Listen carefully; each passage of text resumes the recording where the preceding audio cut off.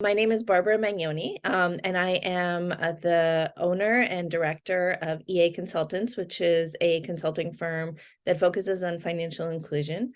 I am also co-founder of a company in Mexico called Noahui Soluciones, which is a company that distributes fintech products to last mile and low-income excluded communities. I am an adjunct professor at Columbia University at the School of International and Public Affairs. And I wear a few other hats, including being co-founder of a network of women who are professionals in the financial inclusion space in Latin America called Andares Mujeres. I guess I started doing this work not in an academic way, and I don't really see myself as an academic, but I do see myself as kind of a lifelong learner. And I think learning is so critical because when you've been working in the field as long as I have, and it's been over 30 years at this point with some breaks for different things, things change and evolve so much that you want to be constantly learning and have kind of a learning approach. And I know when I was in school, I didn't really see it that way. I kind of felt like graduate school was sort of a conclusion of a learning process when it was actually the beginning of a learning process. And so as I develop and as I've developed my different initiatives and the work that I've done, for me, learning and kind of developing has been such an important part of it, and giving back to students and being able to teach what I do has been such an important piece of the work. What I'll say is that teaching has also given me a little bit of a perspective on changing opinions, changing mindsets, changing trends as I interact with young people and engage with young people. And that's also been really helpful and contributed a lot to the consulting work that I do and to some of the ideas that I've developed. So the two are incredibly sort of aligned and helpful and kind of co-supportive. And I enjoy both.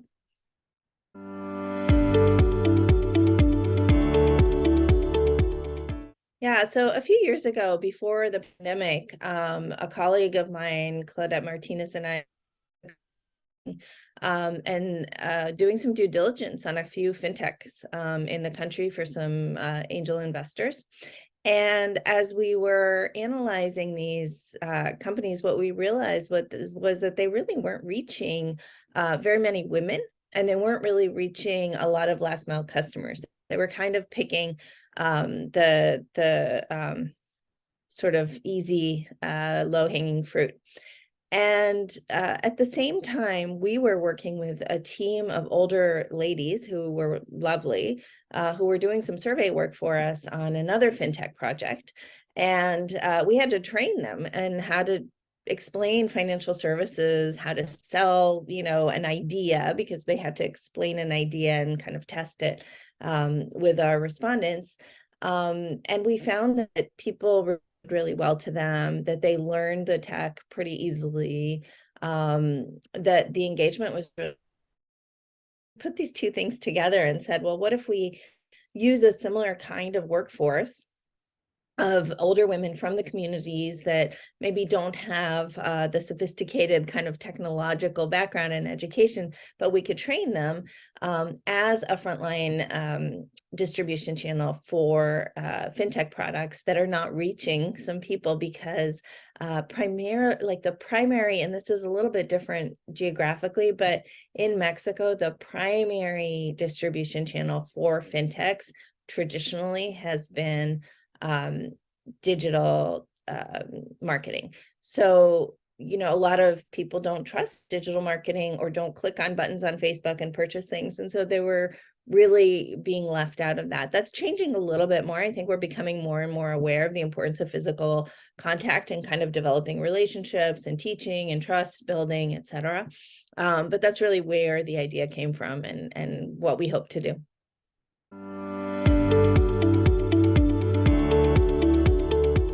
Yeah, as a fintech, Noahui Soluciones and many of the other fintechs that we engage with in Mexico have a great advantage over banks, which is just agility, right?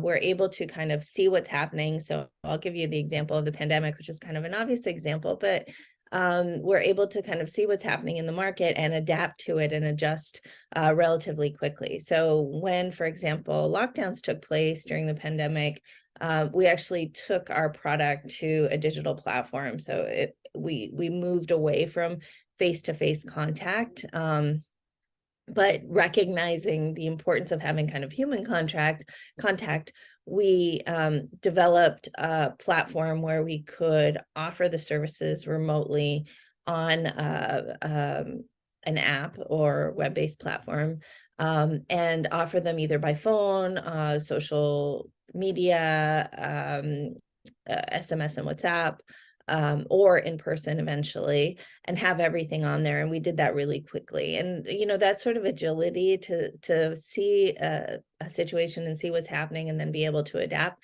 is something that fintechs can really leverage and have over banks. I don't necessarily think that fintechs are better positioned than banks, however, in this space. I think, regulators play a really important role in determining what the ecosystem looks like and who is better positioned over the long term. And I think, at least in the context of Mexico and some other countries where regulation is quite involved in all these spaces, banks are taking advantage of the agility of fintechs, of the innovation, and actually absorbing and buying into a lot of them and kind of taking on a lot of the products as their own. And that's kind of a win-win for the banks because they have the brand name, the brand recognition, the trust, the regulatory kind of infrastructure. And then they, acquire the financial service technology and use that to reduce costs or, broaden their service or market. So it's an advantage, but it doesn't necessarily mean that it will be a factor in the survival of fintechs. I think there are other factors that influence their survival more.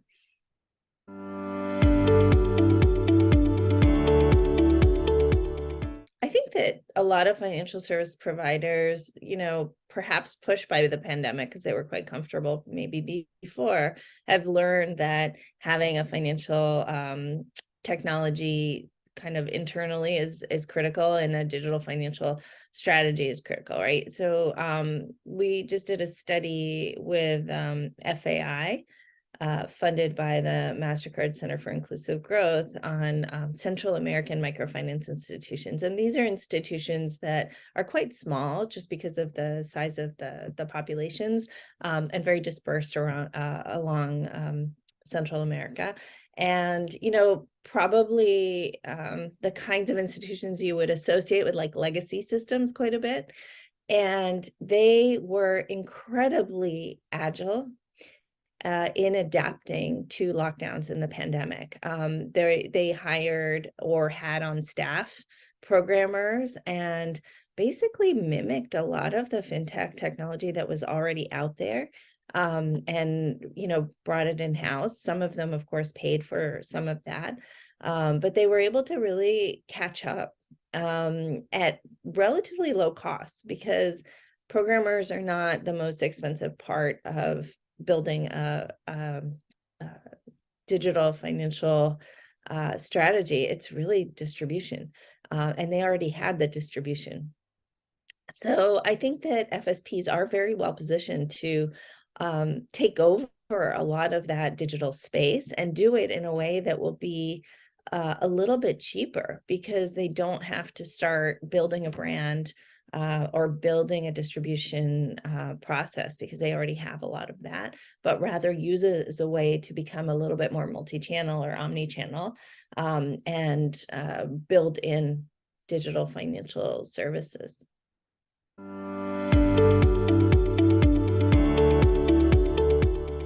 Yeah, digital credit is such an interesting aspect of fintech and digital financial technology, not least because it's very profitable. And so, I've seen so many financial service providers that are starting with some digital service, end up offering credit as a way to kind of increase their margins and get to break even more quickly, even though that wasn't maybe the initial market gap that they identified, right? And then, of course, we've seen providers of digital credit grow exponentially in some countries, including Kenya, but also, kind of worldwide. And there are some great advantages of digital credit. I mean, I am probably one of the biggest fintech skeptics out there, or have been in the past. And I will say that there are a few moments in my learning that made me consider the value of digital credit. One of those moments was working with Jumo on some research that we did in East Africa, and seeing how convenience and the role of small loans to kind of bridge cash flow gaps in a quick way without having to leave your home. For example, if you ran out of energy in your house and you wanted to just top up on your gas, you could do that through a quick loan, and you didn't have to kind of go outside or in the dark where it might be dangerous, or handle cash, or just go without. There were some really important, valuable use cases that were all pretty much in the convenience space, like access and convenience, I would say, because not everybody who had access to these kinds of loans, to these small digital loans, had other credit access. And I think those use cases are important to keep in mind, but it's incredibly insufficient and potentially very, very dangerous. So, while there's some important use case, there's also a big risk in offering, kind of mass digital loans. I want to go back for a second, though, because I think there's a second piece that's really interesting, and that is the kind of anonymity of the user of a digital loan. I had this experience visiting a neighborhood in Dar es Salaam that was a neighborhood where there were a lot of hairdressers. And so it was an LGBTQ neighborhood, basically, that was not spoken as such, but clearly that. And I was interviewing people who had digital loans, or who had access to mobile wallets and had been offered digital loans in the process. And this, very quiet transgender woman popped out of a shop and showed me that she had a digital loan. And it was really interesting to me, because I thought, this woman would probably not have been approached by a microfinance lender or a bank in her culture for a loan. And this access piece was really critical there and really important. And I think it opened that door and certainly opened my eyes to that. But going back to the risks, the fact that people can be tempted so easily, and I'm thinking about models like Sport Pesa, where you're tempted by a soccer game, and you want to make a bet on the game, and you don't really have any cash on it, but you can just borrow it really quickly from your phone, and then use that money that you borrow to make a bet. Those types of digital loans are incredibly predatory, because they prey on people's kind of emotions and adrenaline and kind of irrational moments. And they end up really hurting their future access to credit when they don't pay the loan back, or can't pay the loan back, or forget to pay the loan back. And so, this kind of mass credit without any sort of parameters from regulators, I think is quite scary. Similar, those products that require somebody to give up access to all of their phone data in exchange for a digital loan. I mean, I'm a bit of a skeptic on the value of having somebody's entire phone data anyway, but even if they do it somewhat consciously, there are some behavioral reasons why they might be doing that consciously, right? Again, that adrenaline, that like, I need the money now doesn't matter. I don't want to think about it. Let's, sure, you can have my data. But there are repercussions. There are security repercussions, there are privacy repercussions, there are systemic repercussions. So, those types of things concern me, and I consider them quite risky. And then the third piece that I think maybe is even more important is that if we put all of our eggs in this kind of digital loan basket, we're forgetting that people need more than $100 loans, and that, in order to make a substantial loan for the growth of a micro enterprise, which still exists, informal sector micro enterprises are still an important part of the ecosystem in many economies in the developing world, but they cannot use $100 very effectively to invest in their business, right? They usually need much larger loans. And to make a much larger loan, it's very difficult still to do that completely digitally. You still need somebody to make sure your business exists, to see what's going on, to make sure you're, legitimate, to look through your books. And some of that can be done digitally, but it requires a much heavier lift, a much more expensive and segmented strategy, and digital lending really isn't there yet. And so I worry about getting too excited about these small fintech kind of consumer loans, and then forgetting the importance of making larger loans that can actually contribute to the real economy.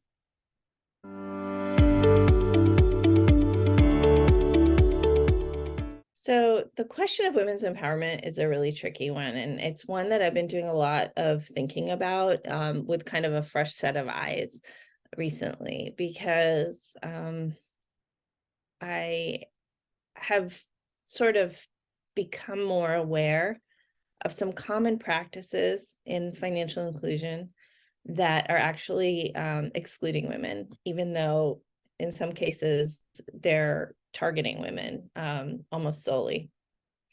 So what I mean by that is that there are some practices out there that require, for example, women who obtain loans through microfinance institutions to have the signature of a husband on that loan. Now, the request also need a wife's signature if they're borrowing.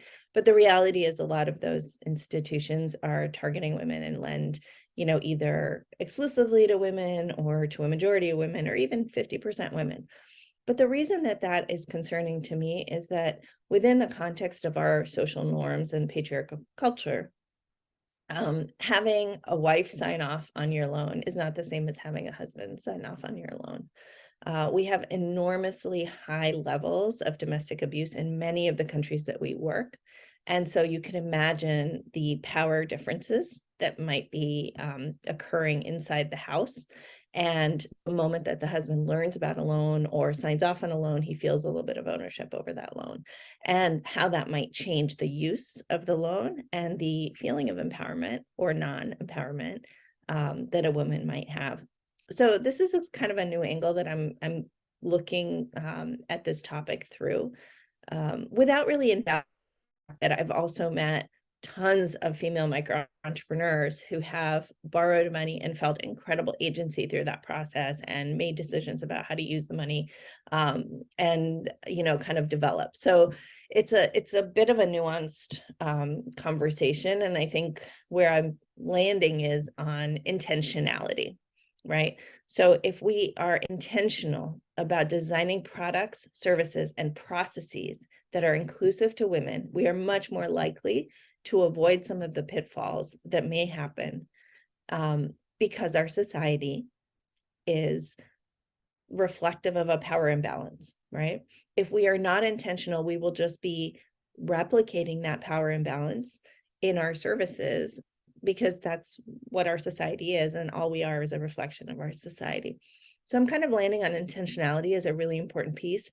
And linked to intentionality, I think, is the way that an institution thinks about its own internal staff and its own internal way of working with women, hiring women, recruiting them, promoting them, and giving them leadership opportunities.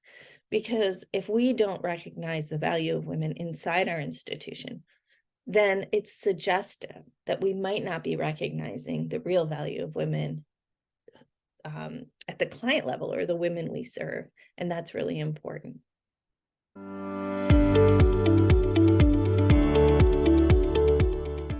So a lot of the concerns around fintech, are pretty much due to the fact that this is something very new, and regulators are kind of notorious for being slower to catch up to new technologies and new ideas, and consumer protection is an area where that is certainly happening. My experience is that regulators perhaps are using some of the strategies and approaches in consumer protection that they have used traditionally for more formal markets, and trying to accommodate them to these markets, and that's probably insufficient. I really like some of the work that CGAP has done, or some of the thought leadership that they have done on results-based consumer protection. I think that there's a lot of value there. We still have to kind of figure out how it's done, but rather than checking up a whole bunch of boxes that, there are these recourse mechanisms, or, certain rules in place to control mis-selling, et cetera. Looking at the result and doing some customer work with customers to understand whether they were effectively protected, I think is really the way we're going to have to go if we want to make sure that the most vulnerable of our customer base is protected and is getting, the services that they need. And that may be a little bit costly, but I think it's definitely a direction that I would like to see regulators move into. Some of the risks that I've, kind of seen have to do with mis-selling and misinformation. Certainly seen a lot of lack of transparency around, the security of your money in a mobile wallet, whether it is, protected by a deposit insurance program or not.